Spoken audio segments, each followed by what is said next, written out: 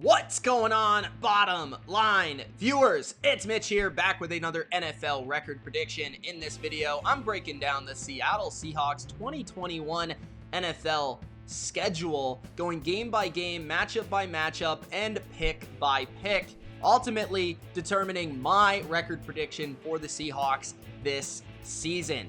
Before I give you my schedule preview, analysis, and prediction, make sure that you do spike that like button. Don't forget to subscribe to the channel for more bottom line view record predictions just like this, including the rest of the NFC West, which you can find in the playlist. Get in that comment section and let me know, Seahawks fans, how do you feel this season? How do you think the Seahawks are going to do? Do you think they're going to win the NFC West? Do you think they're going to maybe squeak in as a wild card? Or do you think they're going to decline and miss the playoffs completely? Let me know in the comment section below, and let's dive into this schedule. The Seahawks start the season on the road at the Indianapolis Colts. And to me, I believe the Seahawks will open with a victory. The reason is, I think Seattle has the overwhelming advantage at quarterback. I really do not believe in Carson Wentz, especially the first week where he's having to learn, a little bit of the new offense, but it's more so like the continuity of the players around him. And I don't really know. I could see the Colts defense, their pass rush, if they can get into Russell Wilson and force pressure, but man, Russell Wilson is so good early in the year. He really just finds a way to be hot right away. And maybe it's because Seattle always comes out early in the season with some new creativity, some new plays, some new magic, and then it kind of fades as the season wears on.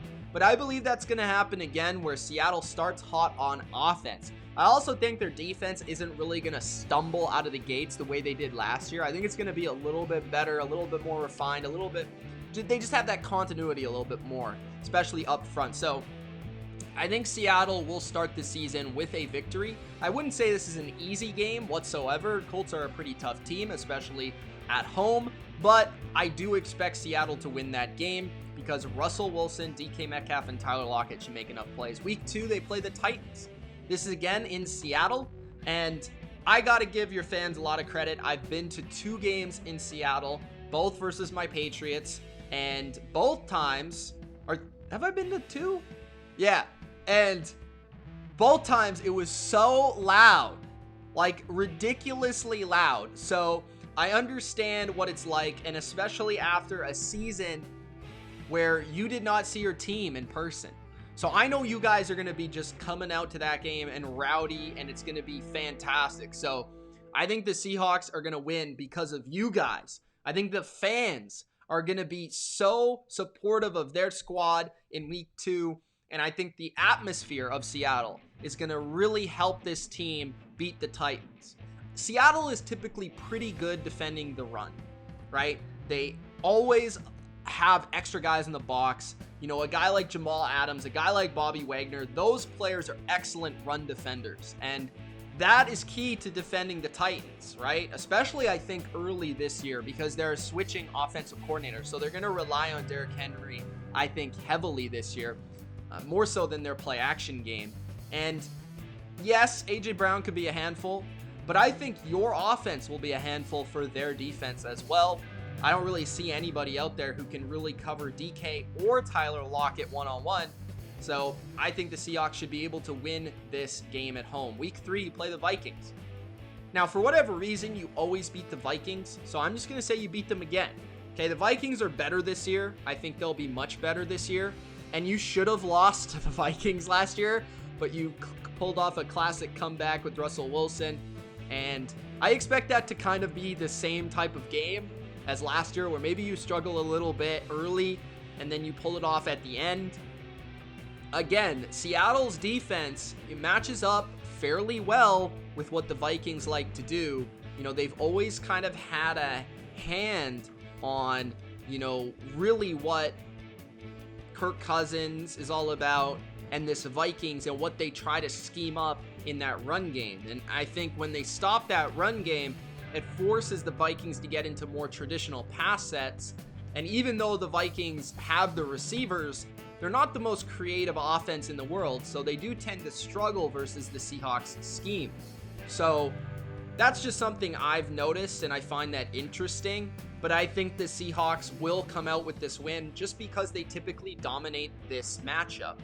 Week 4, they play the Niners on the road. I think this is the first time they lose a game this season. I think they'll lose to the Niners the first time around, especially in San Francisco. I'm not really sure what's going on with the quarterback position in San Francisco, but what I do know is they're a very, very talented team. And I think specifically their skill positions and their creativity on offense will certainly give Seattle's defense a lot to handle.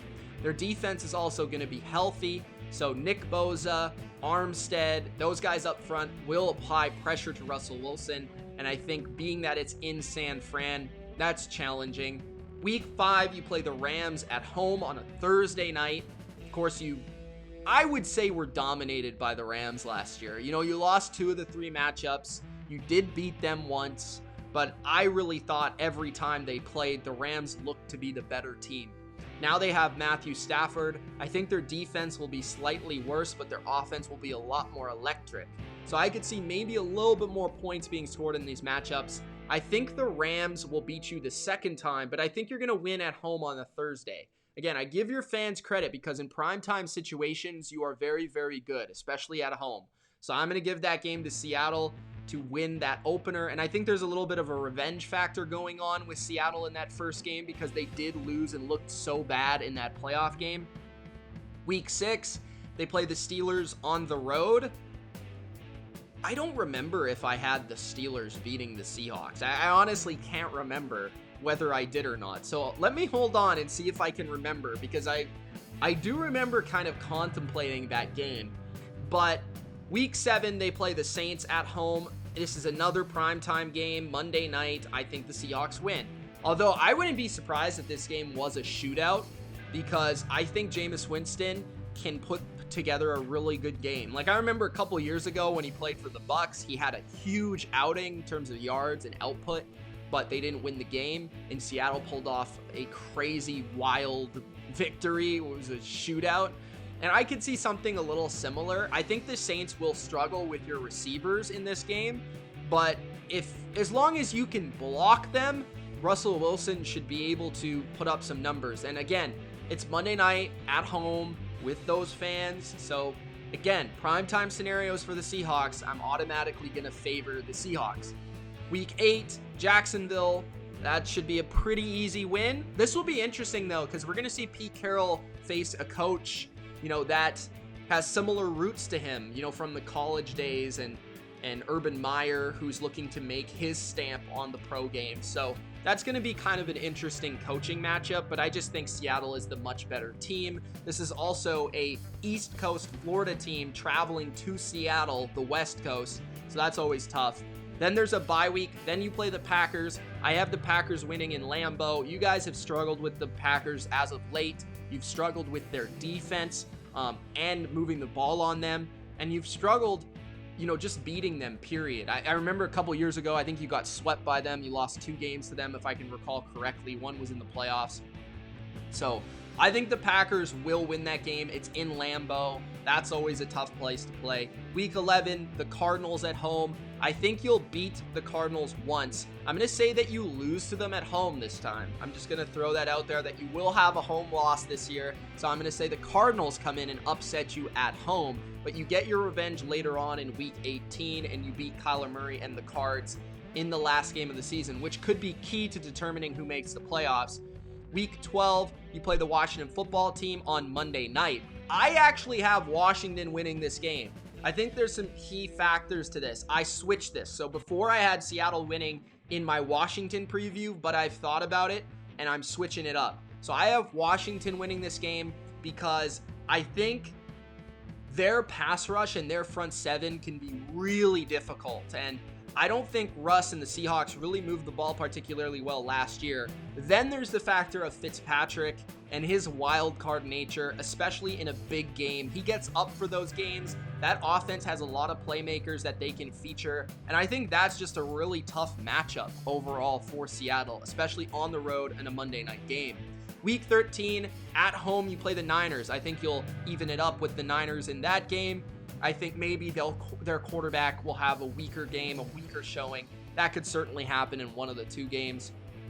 You play the Texans in week 14. You'll win that game. Texans are no good. You play the Bears in week 16, which I think could be a bit challenging for you. Like, I could see that game because of what they offer with Khalil Mack and Akeem Hicks and those beasts up front. That will be challenging, but I think if it is Justin Fields, playing in Seattle when Seattle's looking to get a playoff spot, that's going to be tough. I don't really see their offense having enough playmakers to be able to really just move the ball at will. So I think Seattle should win that game. Week 17, you play the Jared Goff Lions, who didn't play well versus you at all the last couple of years, and now he's on a way worse team with a way worse coach. I think Seattle will win that game easily. And right now I have them at 11-5. That's interesting because I don't recall having them with that high of a record.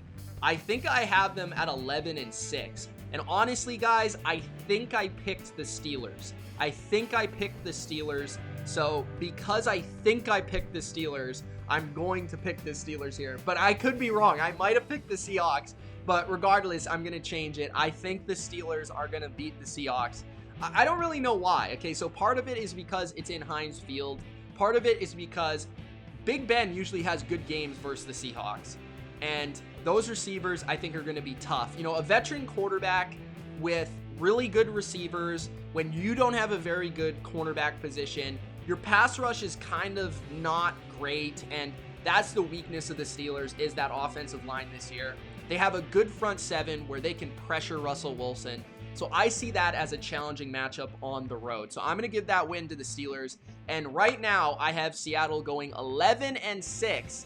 And right now, I have them finishing third in the division, but making it as a wild card team. That's how good this NFC West is. Right now, I have the Rams ahead of them and the Niners ahead of them. But go check out those videos to see why I have that as the case. If Seattle is able to pull off some crazy trade for like Julio, I think that puts them in the driver's seat for the division. And of course, they won it last year, so I could see it happening again. But I just don't think their overall roster, specifically on the defensive side, is as strong as those other two teams. But let me know what you think in the comment section below. Obviously, 11 wins is awesome, and anything can happen come playoff time. So let me know what you think in the comment section below. It's Mitch. Thanks for watching. Peace.